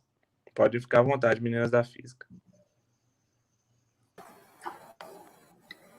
Bom, nós gostaríamos mais uma vez de agradecer ao professor Harrison, ao professor Alessandro. A palestra foi maravilhosa, foi um combo e tanto, né? A gente precisa fazer esse tipo de interação mais vezes. E aí, eu vou falar aqui agora um pouquinho sobre alguns comentários. Nós tivemos muitos comentários positivos, muitos alunos do professor Alessandro, alunos do professor Harrison. A gente viu que vocês são professores muito queridos, né? E aí, muito queridos mesmo, tem alunos fiéis. A Karine mesmo, ela disse, muito interessante, estão de parabéns. A Vanessa, super bacana, meninas da física. Passarei a ver as coisas com um olhar diferente após essa palestra. A Tereza, adorando. Parabéns aos palestrantes e às meninas da física. Novamente a Vanessa, só desenhos legais, eu também acho. Me sentindo uma criança novamente. Gostei muito dessa abordagem. Bom, acho que são essas. Nós tivemos outras, mas a gente pegou algumas, selecionou algumas. Gostaria também de agradecer, né? Gostei muito dos slides, gostei dessa abordagem. Vocês conseguiram abordar o assunto de uma maneira muito maravilhosa e a gente nem viu o tempo passar. Então, agora nós tivemos algumas perguntas, eu vou passar para as meninas, e aí, quem tiver mais perguntas além dessas, a gente deixou aqui o Instagram de vocês, o contato de vocês e o nosso também, para que as pessoas nos procurem e procurem vocês para solucionar maiores dúvidas, tá bom? Vai ser um prazer.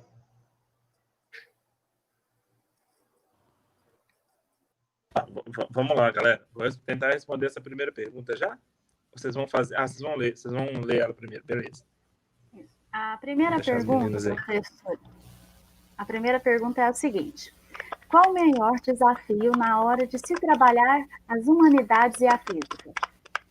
Então, se a referência for a humanidades, por exemplo, separadamente, acho que um dos maiores desafios de se estudar humanidades é a dedicação de leitura. Porque em humanidades, como algumas discussões, por exemplo, suponhamos que a pessoa fosse estudar escravidão, algumas discussões são já discussões já bastante consolidadas, com um volume de leitura muito grande, as pessoas têm que estar dispostas a ter uma leitura muito grande e talvez a coisa mais difícil é de conseguir criar algo diferente dentro dessas matérias que já são muito consolidadas, né? Criar algo, entre aspas, novo, né? Se é que alguém cria algo novo, mas criar algo diferenciado ali para uma pesquisa, para uma escolha de pesquisa. Por isso que eu acho que a melhor maneira de diferenciar essas escolhas, ela é pelos traumas mesmo, porque aí você tem prazer em estar estudando, né? Pelos traumas ou pelas alegrias, como eu disse no percurso. Se for sobre humanidades e física junto, aí a maior dificuldade das pessoas de humanidades, sem dúvida, inclusive de quem faz geografia, que é a matéria que eu dei como exemplo, são os cálculos. As pessoas correm de cálculos, né? Quem diz fazer humanidades corre de cálculo absurdamente. Até quando eu falo para os alunos que eu era muito bom em matemática e em física, e que preferia matemática e física do que história, porque história para mim era decorar, para mim era aquela coisa chata, ficar decorando as coisas, eu achava que péssimo, e tenho uma péssima memória, por incrível que pareça. Então aí eu acho que essa questão não dá para fugir algumas pesquisas. Pesquisa, por exemplo, na área de eleitoral, a maior parte dela você usa também a pesquisa quantitativa. E aí, se você fugir dos cálculos ou de uma boa leitura dos números, sua pesquisa provavelmente será ruim. Então, acho que esse afastamento dessa lógica matemática, né, e também das questões da física pelo pessoal de humanidades é a maior dificuldade. Harrison pode ficar à vontade aí, se ele quiser complementar alguma coisa. Eu acho que para começar a história, nos meios que eu convivo assim, que eu sempre trabalhei com física quântica, engenharia, ela é um pouco mais complicada, porque às vezes nem se fala. Às vezes, assim, nem se fala dessa aproximação. É por isso que eu falo do trabalho de vocês, que nos faz refletir, porque muitas das vezes eu quero saber a interação que existe dos núcleos atômicos de um hélio, tirando ali uma estrutura, eu tenho hidrogênio, eu quero saber energia, mas eu não estou preocupado, né, com essa situação. Aí, de repente, lá na frente, a gente tem o quê? Guardado as devidas proporções, uma bomba atômica.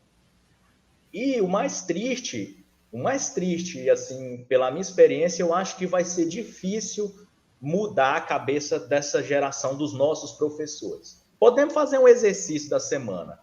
Chega para os professores nossos, eu posso chegar para alguns colegas também, e perguntas o que eles acham de fazer alguns trabalhos na área de humanidades e física, né? Então, você vai ver que muitos já vieram de uma escola, né? E não tem essa preocupação. Então, eu acho que essas lives desse tipo servem para nos refletir, né? Os futuros físicos, que a gente vê que tem um pessoal aí, até pelo chat, você vê que o pessoal da instituição que estuda física é muito interessado. Então, eu acho que a maior dificuldade é até a reflexão, que o pessoal da física, muitas das vezes, eles querem só estudar a física. Chegar no resultado e acabou. Eu noto muito essa aproximação mais do pessoal da Humanas. O pessoal da Humanas, muitas das vezes, tem aquela preocupação, vamos preocupar, vamos estudar, vamos pensar como um todo, né? O interessante, esse desenho antigo, mas o Alessandro falou uma coisa muito importante no Capitão Planeta.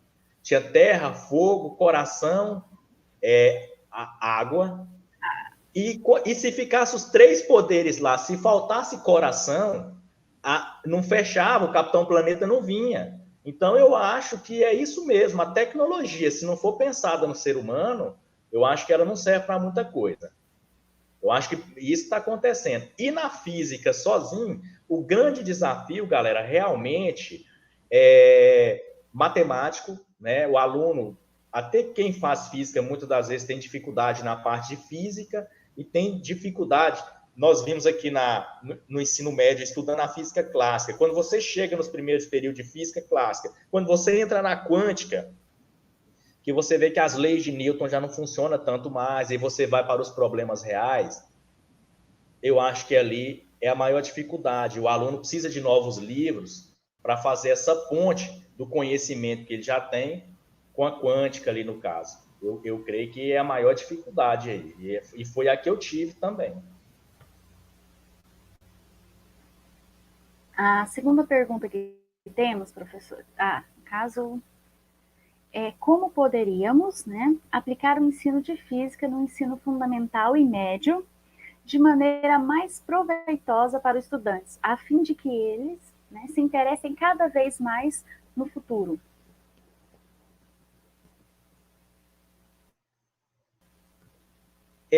O Alessandro vai falar primeiro? Não, nesse caso é específico para você, Harrison. Sobre o ensino da física, aí não dá para mim, não. Então ela está perguntando alguns livros de física, matemática e mecânica quântica, não é isso? Como poderíamos, não, essa que você tá falando, né, é outra aplicar... pergunta. É porque na minha tela está aparecendo uma pergunta, então acho que ela leu outra, é isso? Isso, foi. Foi isso mesmo. Então eu vou prestar atenção só na pergunta que você vai ler, então. É porque eu li a que está colocada aqui dos livros e me parece que ela fez uma pergunta diferente, né? Desculpa. Tá, não, vamos na pergunta da tela para ficar mais fácil, então, tá? Tá. Depois a gente retorna na outra. No caso, foi a Vanessa, né? Ela agradeceu, obrigada, parabéns pela palestra aos dois professores, e perguntou quais os livros de métodos de física, matemática e de mecânica quântica que o professor Harrison indica. E ela está com dificuldade nessas matérias. Que interessante. Vanessa, primeiramente, aí, um abraço para você, tá? Com certeza você já é uma aluna diferenciada, tá aí, tá participando, uma pergunta muito boa. Essas matérias também eu ralei. Eu não sei se você está fazendo o métodos A ou métodos B, com certeza é o métodos A. Se você depois até colocar até a matéria mais específica, eu posso até te indicar talvez um conteúdo mais específico, mas eu vou te indicar aqui para o livro de Física e Matemática, o livro do Butkov, tá? É o livro do Butkov, não sei se é por ele que você estuda. Ele é um livro que você vai suar para resolver, mas você vai aprender muita física e matemática. Para você ter uma ideia, eu tenho alguns trabalhos publicados na área de teoria quântica dos campos, que é a área da física que tem uma das que tem mais matemática, e esse livro me ajudou muito. Butkov. Ainda na área de física e matemática, se você achar que o Butkov está muito pesado, existe um livro que ele chama Uma Obra Inacabada, do professor João Barata. Eu tive a oportunidade de conhecer os alunos dele. Ele é professor da USP, e ele tem no site da USP um livro que chama Física Matemática João Barata. Ele é um livro muito fácil de entender, sabe? Ele é tão bom quanto o Butkov, só que ele é muito mais fácil. Você pode pegar, ler, ele é um livro gratuito, então você pode baixar no site da USP, tá? Eu baixei ele tem muito tempo. Então, com relação à física matemática, é isso. E dá só uma olhada, porque talvez você pode estar tendo um pouquinho de dificuldade.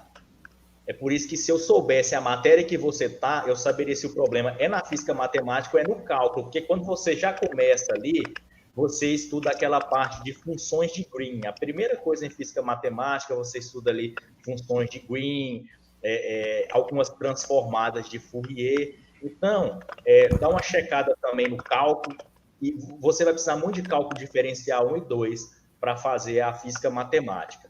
Beleza? Eu espero ter respondido. Vamos agora para mecânica quântica. Olha, um conselho para mecânica quântica. Pega o livro que vai te dar uma base muito grande, que é o livro do Iceberg. Iceberg, aquele da capona azul, tijolão, clássico. Aquele livro, ele é clássico.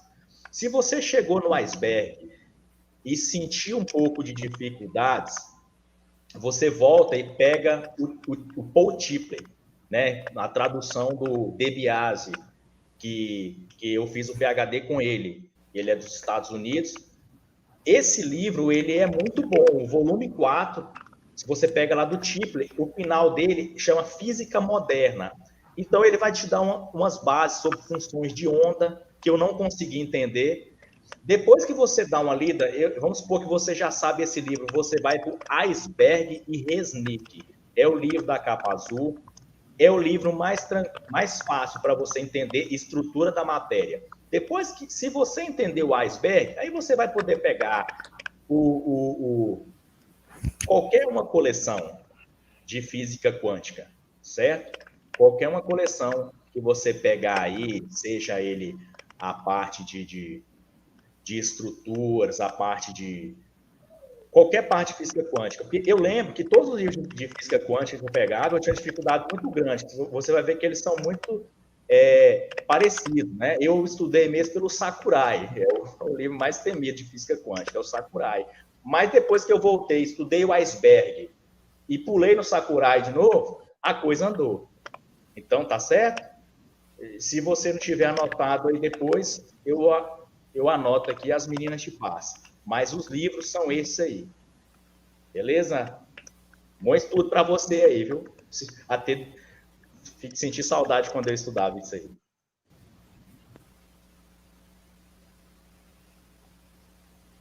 Agora a próxima pergunta, né? É como poderíamos aplicar o ensino de física no ensino fundamental e médio de maneira mais proveitosa para os estudantes, a fim de que se interessem mais no futuro?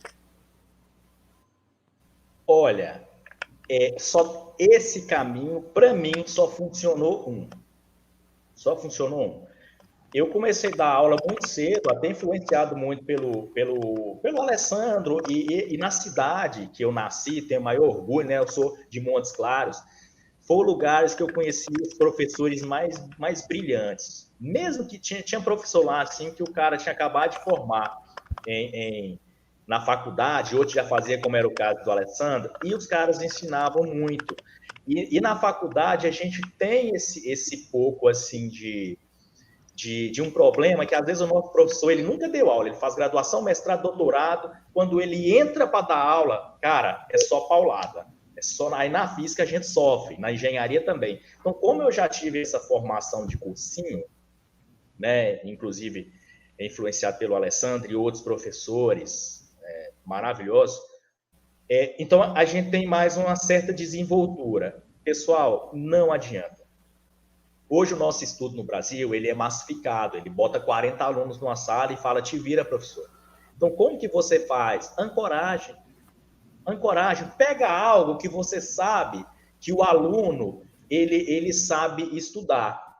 Ele tem conhecimento. Primeira matéria que nós vamos ensinar, algarismo significativo, que é matemática. Vamos pular o primeiro capítulo de qualquer livro de física e vamos para a segunda ali, cinemática. Vamos de cinemática. Não chega logo e começa... V é igual a VO mais AT, aceleração, velocidade à distância sobre tempo. Não. Porque muitas das vezes o aluno, ele quer morrer, mas não quer estudar física.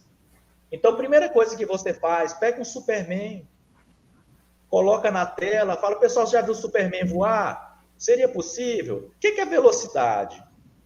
O que é aceleração? Então, respondendo a pergunta, parta de um conhecimento prévio que o aluno já tem. Se você partir de um conhecimento prévio, esse aluno, ele vai gostar da sua aula, ele vai ficar teu fã ali, que ele vai, poxa, eu estou entendendo física. Entender física é bom demais, entender qualquer coisa. Você vê alguém explicando uma coisa e não entender, gente, é um martírio. Você se acha inferior, você se acha burro, você se acha tudo. Então, primeira coisa, parte de onde o seu aluno parou. Todo mundo, gente, já viu o velocímetro de um carro, quilômetro por hora, distância sobre tempo. Então, você já viu lá o velocímetro do carro do seu pai? Todo mundo vai falar, eu vi. Então, vamos começar a estudar cinemática. Quilômetro por hora. Por que quilômetro por hora, gente? Quilômetro é dado em distância. Hora é dada em tempo. Então, velocidade é distância sobre tempo. O cara vai embora. Agora você já chega e já mete a fórmula zona e exercício do Enem, o aluno ele fica ali, meu Deus do céu, você fica ali professando a fé. Aí vira religião. Espero ter contribuído aí.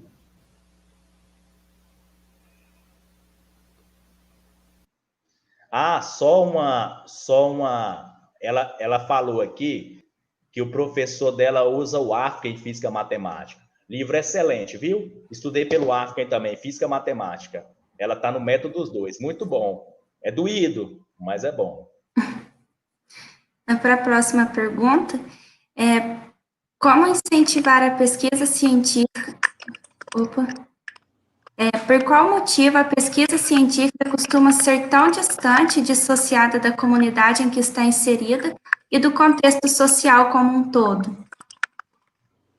Então, eu posso responder, Hermes? Pode, fica à Então, vontade. neste caso, gente, como diria o Darcy Ribeiro, né, essa má formação educacional é um projeto político, né? Então, no Brasil, existe um interesse mesmo dessa dissociação, né? No Brasil e em algumas regiões ocidentais. Quem discute muito isso é um autor chamado Pedro Demo, né? Que ele compara o processo de pesquisa, de investigação no Brasil com o da França. E aí, quando você dissocia essa questão do contexto social, você forma pessoas tecnicistas. E aquelas pessoas tecnicistas são mais facilmente manobradas, né? Porque, como o próprio Harrison falou, a pessoa está estudando uma questão atômica, mas ela não está muito preocupada com o impacto que aquilo pode gerar. Ela está preocupada com o cálculo, com chegar a determinado resultado, com cumprir algo técnico, né? Então, essa racionalidade instrumental, vou usar um termo que é usado pela Escola de Frankfurt, né, por Adorno, Horkheim, essa racionalidade instrumental faz com que você vire quase que um massificado da ciência, né? E aí você desenvolve a ciência, mas desenvolve a ciência para interesses, ora políticos, ora empresariais, interesses particulares e privados de ganhar dinheiro, de acumular capital, e não está se preocupando com a questão social. Aí isso já vem desde as formações iniciais. Por isso que eu até brinquei com o desenho Show da Luna, que foi um dos que a gente viu aí, que é um desenho porque aí eu acho o desenho mais interessante do que a maneira como a pesquisa é pensada na universidade, porque aí você começa a ver questões do cotidiano que você não percebia, mas que são questões interessantes, que é até na pergunta anterior que o Harrison respondeu, que ele falou do Superman, ele falou do velocímetro, eu acho que o caminho é esse mesmo, é de você pegar questões cotidianas. Eu lembro que tinha uma questão de física, era uma das poucas matérias que eu me divertia no início, que é aquelas do campo de futebol, né? E aí, como tinha aquela coisa do campo de futebol, que chutava no gol, e aí fazia a curva, aí por que a bola fazia a curva? Aquilo me interessava. Então, se você trouxer essas coisas assim, aí pode ser que mude o próprio ensino, pode ser que mude a própria cara da pesquisa. Mas existe um interesse, é um interesse maior, né? O que as pessoas geralmente não entendem quando se dissocia da questão social é que ela não entende nesse projeto político das universidades, né? Nesse interesse que existe, né, dos próprios órgãos universitários, de às vezes dissociar para fazer com que as pessoas sejam mais facilmente manobradas ou por interesses de empresários ou por interesses políticos.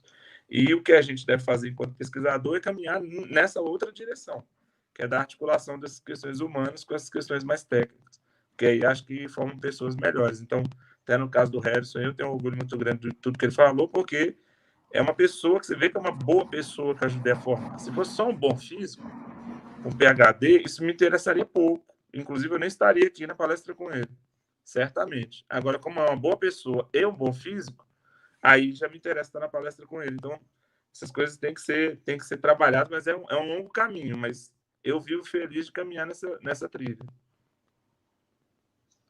E eu queria, quando você terminou, Alessandro, só para fazer só uma pequena colocação aqui, essa pergunta hoje aqui, ela é muito boa e ela me deixa um pouco triste, um pouco angustiado. Eu não sei se na área de humanidades é assim, depois eu gostaria que a Alessandra até falasse sim ou não.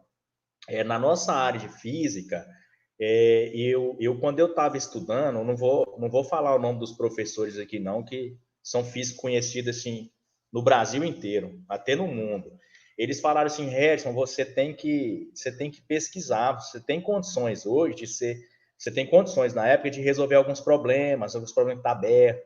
Você tem que ser bolsista de produtividade do CNPq, cara. Você tem que ter sua bolsa. O que eu acho muito interessante. Eu acho que a publicação ela é importante, por exemplo, para manter a pós-graduação, mas eu acho que a maneira como a pesquisa ela é feita no Brasil, ela é uma pesquisa assim muito mecânica. Mecânica não por causa dos nossos professores, que eles são engrenagens do sistema. Eu também sou, porque eu sou um chefe de departamento de pesquisa, né? Eu trabalho na direção de pesquisa hoje aqui do Instituto Federal de Rondônia e sou professor da Universidade Federal de Rondônia também. E o que acontece? Então, o objetivo do professor é publicar. Ele tem que publicar, porque se ele não publicar, ele não ganha recurso. E ele não ganha bolsa. Então, como ele tem que publicar, muitas das vezes ele não tem tempo nem de preparar uma boa aula. Infelizmente, isso hoje é assunto proibido, que dava até uma outra live. Mas é assunto proibido. Por quê? Porque ele tem que publicar muito. Então, muitas das vezes, ele não está interessado com o que ele vai publicar. Se aquilo vai servir para a sociedade, ou se não vai, se aquilo vai responder às perguntas e aos anseios. Ele não quer saber. Não é por maldade, é porque ele precisa de dinheiro. Se ele não publicar, o dinheiro não vem. Por exemplo, como que são lançados os editais? Como são lançados os editais nas grandes instituições do Brasil, para não falar todas? O pesquisador é ranqueado, e um dos rankings é número de artigos publicados. Às vezes o cara tem 10 artigos que ninguém vai ler, não serve para nada, a sociedade não vai sofrer impacto algum, mas ele tem 10. Aí um outro tem um artigo só que impactou, mas é apenas um, ele acaba não recebendo a bolsa, não recebendo incentivo, bolsa para os seus alunos. Então, é tudo isso que o Alessandro falou, mas pelo menos na nossa área de exatas, engenharia, ciências da natureza que eu conheço, é muito disso também. Muito disso aí.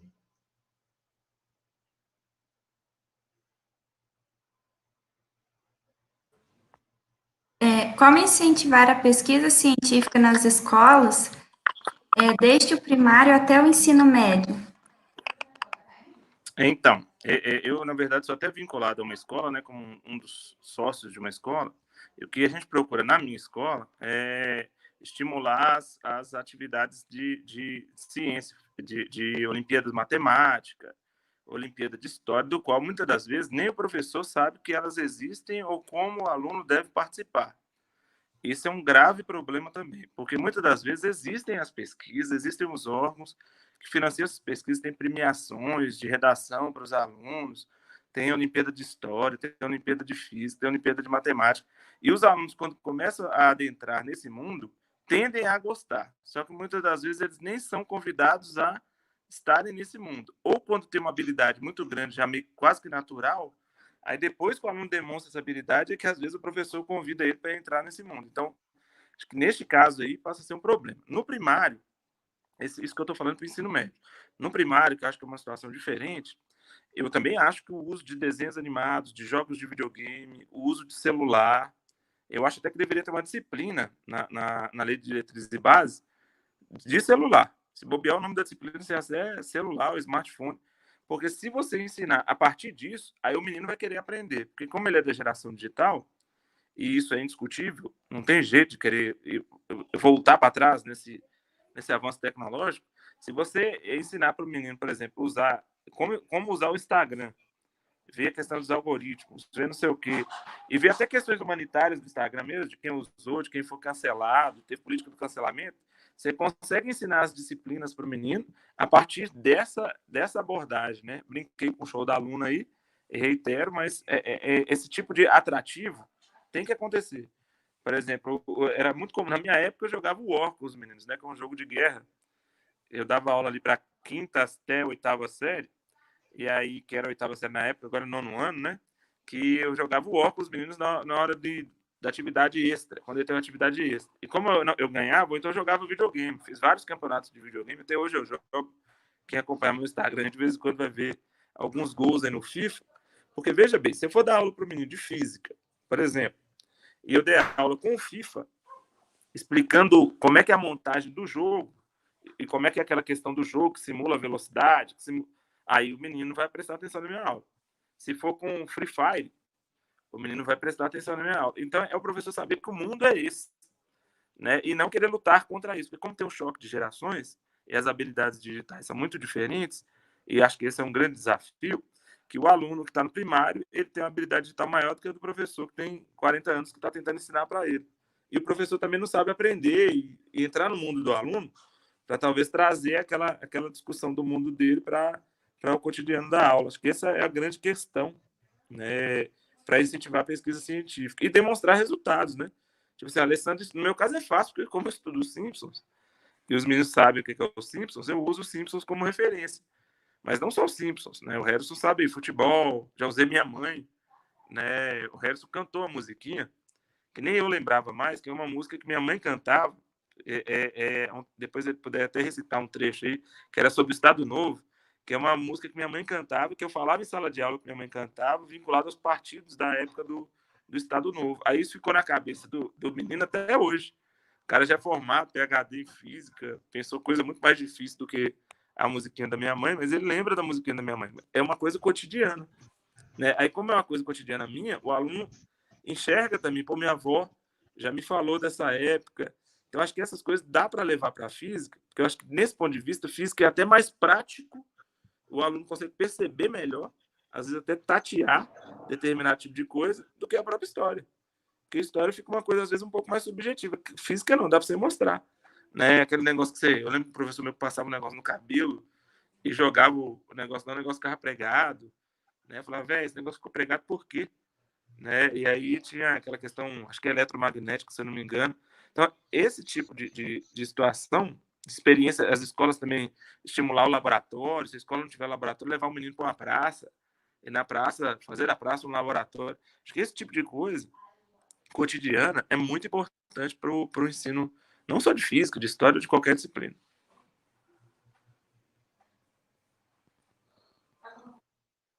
A próxima pergunta: como os estudos e as pesquisas científicas podem potencializar o desempenho do profissional com o seu trabalho cotidiano?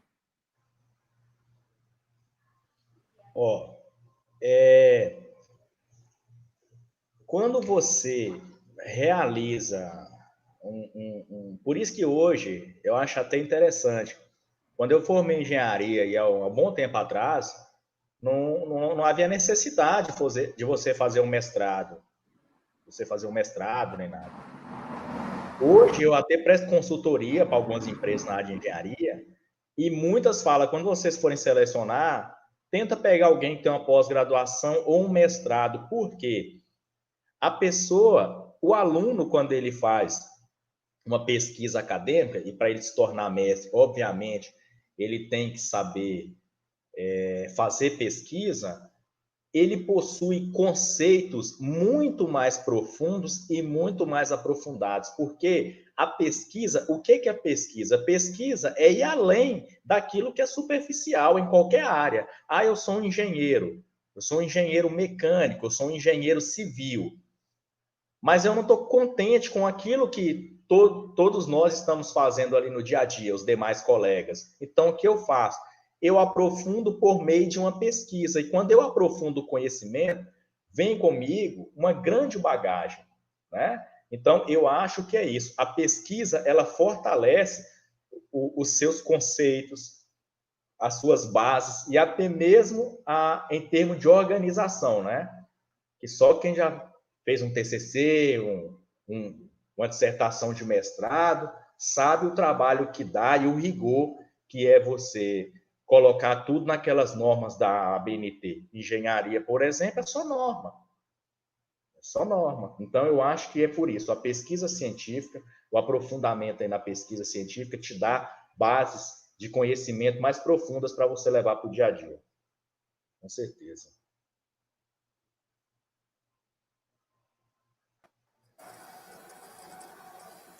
Bom, professores, mais uma vez, muito obrigada. E a gente teve a presença de um professor também do Instituto, o Gustavo Brito. Ele deu os parabéns, né, pela palestra. Tivemos outros elogios também. A página Biologia e Ciência com a professora Miriam Cardoso também agradeceu, disse que as palestras são enriquecedoras. Gente que agradece aí. E, por fim, a Vanessa foi uma participante especial. Muito obrigada, conhece? Muito obrigada, professor Harrison. Anotei aqui as indicações dos livros. E a gente só aproveita para relembrar que se alguém tiver mais alguma dúvida, quiser conversar no particular, né? Nós deixamos o Instagram de vocês e também o Instagram do Meninas da Física. De procurar que a gente faz essa ponte aí com os professores. Gostaríamos de agradecer, professores, pelas contribuições de vocês. Realmente foi uma palestra muito enriquecedora. Agradecer as meninas, nossas ajudantes, e o pessoal que ficou também nos bastidores, né? Sem eles isso aqui não acontece. E é isso. Gostaria de agradecer aos participantes, em nome dos nossos coordenadores, professora Ana Paula Perini e professor Lúcio Neves, e desejar uma boa noite a todos. Obrigada. Tchau, pessoal. Boa noite. Boa noite.